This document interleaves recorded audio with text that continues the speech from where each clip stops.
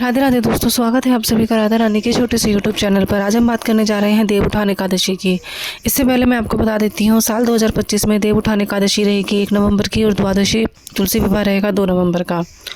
व्रत जो किया जाएगा वह 1 नवंबर को किया जाएगा और जो उसका पारण किया जाएगा वह 2 नवंबर को किया जाएगा। तो कथा शुरू करते हैं, लेकिन कथा शुरू करने से पहले अगर आप मेरे चैनल पर पहली बार आए हैं तो चैनल को सब्सक्राइब ज़रूर कीजिएगा और वीडियो को एंड तक ज़रूर देखिएगा, क्योंकि वीडियो में बताऊँगी मैं आपके लिए कुछ अद्भुत उपाय। तो एक समय की बात है, एक बार माता लक्ष्मी जो है भगवान विष्णु से बोली कि तुम इतने लंबे लंबे समय तक निद्रा में रहते हो, और जब तुम निद्रा में रहते हो तो धरती का, पृथ्वी का, भूलोक का, विष्णु लोक का, प्रत्येक लोक का जो है कार्य होता है, अर्थव्यवस्था जो है, संसाधन बदल जाते हैं, बिगड़ जाते हैं, कार्य संभालने में परेशानी हो जाती है। तो कृपया तुम अब कुछ अपना ऐसा समय निर्धारित करो कि तुम्हारी निद्रा भी हो जाए और सभी कार्य भी पूरे हो जाए। तो भगवान विष्णु जब से ही जो है चतुर्मास यानी कि सावन से लेकर अक्टूबर तक चतुर्मास से जो है निद्रा अवस्था में चले जाते हैं केवल 4 महीने के लिए, और उस 4 महीने की निद्रा अवस्था में वे अपने सभी कार्य जो है भगवान ब्रह्मा के हाथ में सौंप कर जाते हैं। तो जैसे ही 4 महीने पूरे हो जाते हैं तो भगवान विष्णु उठ जाते हैं और अपना कार्यभार दोबारा संभाल लेते हैं। तो देवउठान एकादशी जो थी भगवान विष्णु और माता लक्ष्मी की कथा पर समर्पित है। इसी के साथ एक दूसरी कथा है। एक बार एक नज़र में एक राजा रहता था। राजा का जो नगर था बहुत ही अच्छा था। राजा की प्रजा भी राजा से बहुत खुश रहती थी। राजा ने अपनी प्रजा में सभी को ऐलान किया हुआ था कि सभी लोगों को प्रत्येक रोज़ भोजन मिलेगा, लेकिन एकादशी के दिन भोजन अन्न ग्रहण नहीं करना है। इस दिन तुम्हें सिर्फ फल आहार करना है। तो राजा की जो ये परीक्षा थी, राजा की जो भक्ति भाव था, इससे भगवान विष्णु बहुत खुश हुए। भगवान विष्णु ने एक बार राजा की जो है प्रतीक्षा लेने की सोची, और भगवान विष्णु ने स्त्री का रूप धारण करके राजा के पास गए और उनसे बोला कि मैं तुमसे विवाह करना चाहती हूँ। स्त्री बहुत सुंदर थी जो भगवान विष्णु थे, उन्होंने बहुत सुंदर स्त्री का रूप धारण किया, जिसे देखकर राजा मोहित हो गया और राजा ने तुरंत ही शादी कर ली।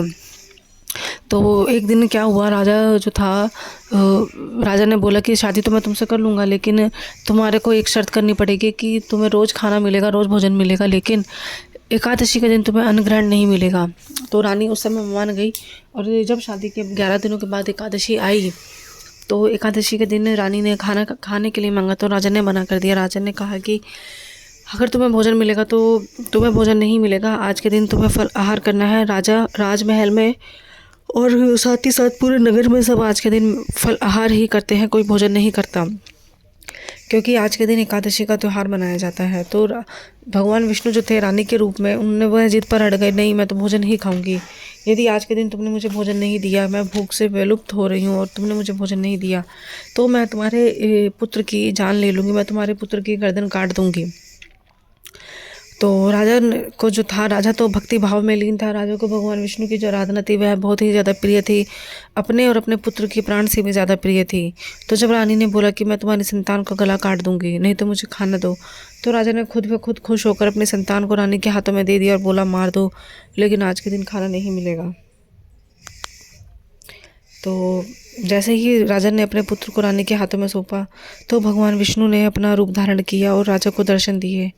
जैसे ही भगवान विष्णु ने राजा को दर्शन दिया, राजा को जो है राजा ने अपने पुत्र को प्रजा के हाथों में सौंप दिया और खुद मोक्ष को प्राप्त हो गए। तो दोस्तों, ऐसा माना जाता है कि जब जो भी व्यक्ति भगवान विष्णु की एकादशी का व्रत रखता है या पूजा पाठ इत्यादि करता है, वह अवश्य ही मोक्ष को प्राप्त होता है और वह भगवान विष्णु, माता लक्ष्मी का बहुत प्रिय होता है। राधे राधे।